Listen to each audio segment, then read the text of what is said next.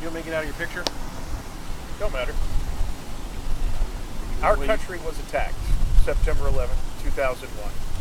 And 3,000 people died then, but since then, it's been many more than that. And that's part of what you're going to talk about Sunday. Right. And just a little bit about what you plan to say to the people of Indianapolis.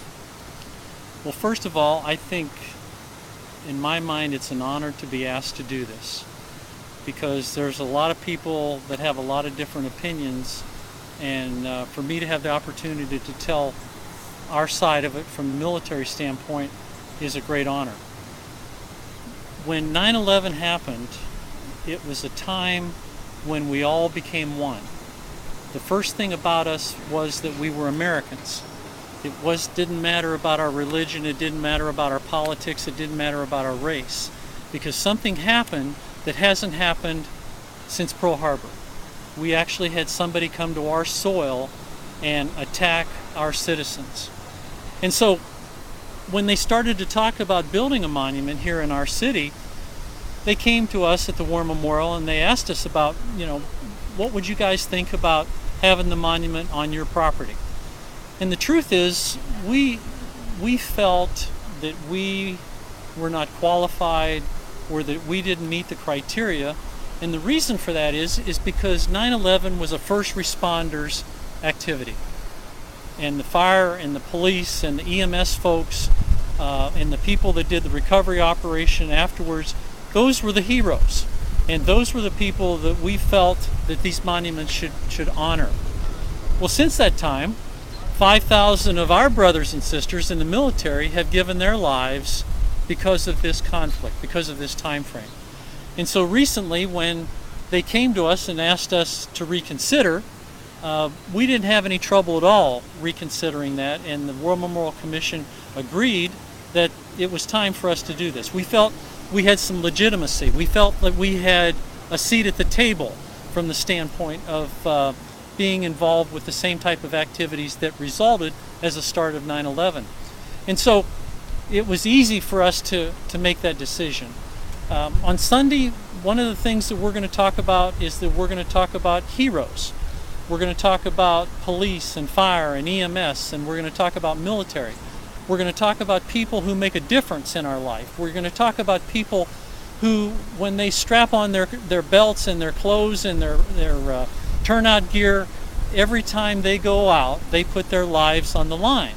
And the thing that is really neat about this brother-sisterhood that we all have is the fact that we run to the problem as opposed to running away from it. And so the protection that our citizens have are as a result of these folks who, when they join, they actually sign a contract and raise their hand. And in the military side of the house, we say that we will defend the Constitution, protect those orders that we're issuing orders over us, and the fact is that we will give up to and including our lives for people that we will never meet.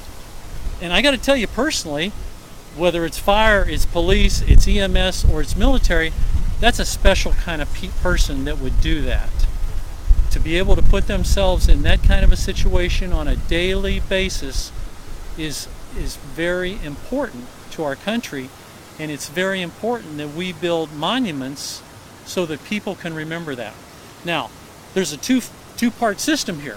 One is those of us that were living during that time, we should never forget this day. We should never forget the fact that people took airplanes, they took control of airplanes, and they purposefully killed people without regard of human life.